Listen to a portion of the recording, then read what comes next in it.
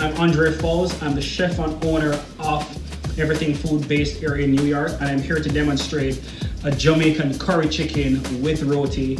It's a dish that's very near and dear to my heart. When you think about Jamaican cuisine, you have to have bold flavors. So we have the scotch bonnets, garlic, some ginger, some onions, and of course, we have the allspice. Curry chicken is just one of those dishes that it's really simple, but it packs a lot of flavor. Then you're gonna slice your ginger, relatively small. So we just want a touch of fresh garlic. Onion, you know, growing up in Jamaica, typically have curry chicken for breakfast as well as lunch and dinner. If you don't have scotch bonnet, you can use whatever chilies that's available. This is like quintessential Jamaican. You'll find like a leftover chili. You just chuck it in. And if you want more spice, just slice up your scotch bonnet pepper. The spice is in the seed, so I'm not putting much of the seed of the red chili. Now we're gonna move on to the chicken.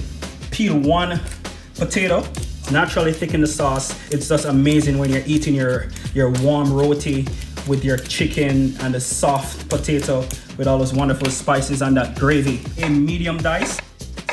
In Jamaica, we will use the entire chicken. We'll chop it up in smaller pieces with the bones, the wings, everything. But today we're gonna be cooking boneless thighs. Chop these in like 1-inch pieces. And this is roughly 1.5 pounds of chicken thighs. Next, we're gonna move on to marinating our chicken. Here we have a Ziploc bag. You wanna pop it in. 2 tablespoons of curry powder. We have ginger. You can go with your scallions, your onions. And I'm leaving some of these vegetables behind because as it starts to cook, I'm gonna add some leftover seasoning for more flavor. Then I put a couple of the chilies in, garlic. Then we're gonna season with salt. Any powdered seasoning that you can find. That's like 1.5 tablespoons. Chicken seasoning, vegetable, bouillon, adobo, whatever extra flavor that you can add to your chicken, that's welcome. Break up some fresh thyme. It's fine, you don't have to chop it up. It's very easy. Drop it in.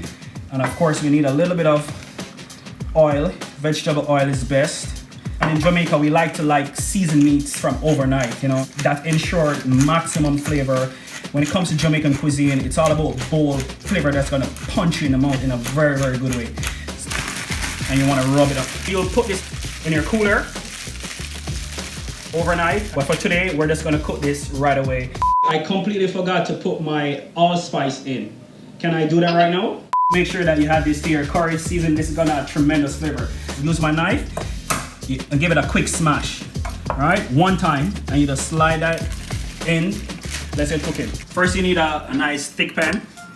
Then we're gonna add some oil, a couple of teaspoons of curry powder. And in Jamaica, we call it burning the curry, but it's really toasted it to get all those flavors. I can smell the cumin, the turmeric.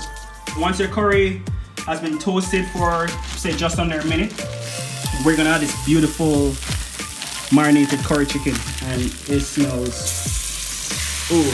And now we're just sauteing for a few minutes just to develop the flavors.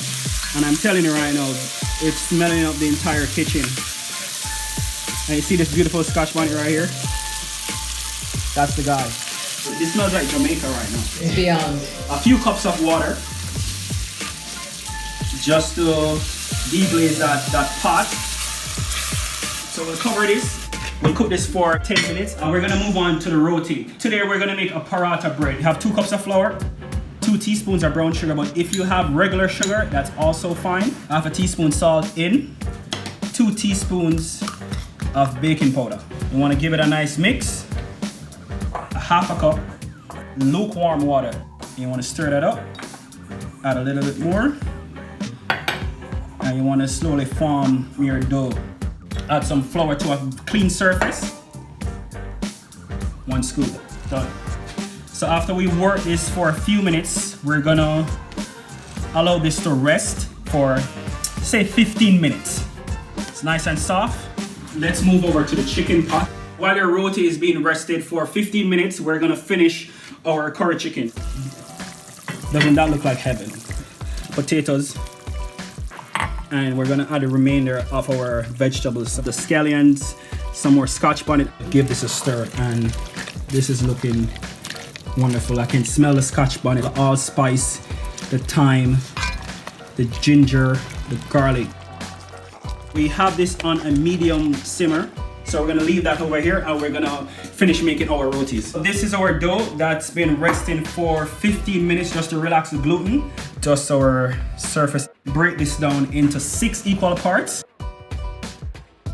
Gonna form these into balls. You can pick it up and you wanna tuck it under. So use your finger and slide it under the edge of the roti. Just use your thumb and you make perfect balls. This will help create those layers and flake of the roti. So first, use your fingers, roll these out, back and forth. And the thinner you roll your roti skins, the more flaky it will get. I don't have my pastry brush today, so I'm gonna get some parsley, brush my roti skins. Generously brush your roti with a combination of melted butter and oil, and that's what's gonna create that beautiful flavor and flake. Cut into your roti, and then you wanna give it a twist. Form a ball, and you wanna stick that, and you put that to rest for 15 minutes. While our roti is being rested for the last time, we're gonna check on our curry chicken. Once the potatoes are tender, that means your curry chicken is ready. And as you can see, the sauce is getting nice and thick. So let's taste for seasoning. Wow. This doesn't need anything else. Spice is perfect, salt is perfect, everything is spot on.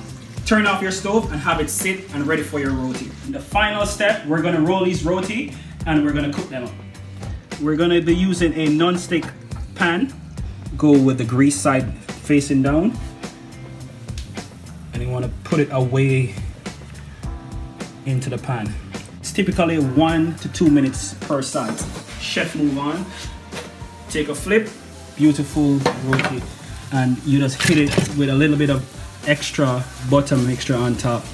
Greaseproof paper down. Then we're gonna slide that roti onto the parchment paper, and we wanna see the flake of the roti, and you wanna fold. In the parchment paper, it will start to steam and create a little bit of moisture in the paper. Curry chicken is ready. And I went ahead and made some steamed rice, just regular jasmine rice. First, I want to taste the chicken on its own. It's spicy, it's savory, it's rich, you know, with the combination of the rice along with the bus-up shot to soak that rich gravy of the curry chicken. It's really good. You guys should try this recipe. Happy cooking.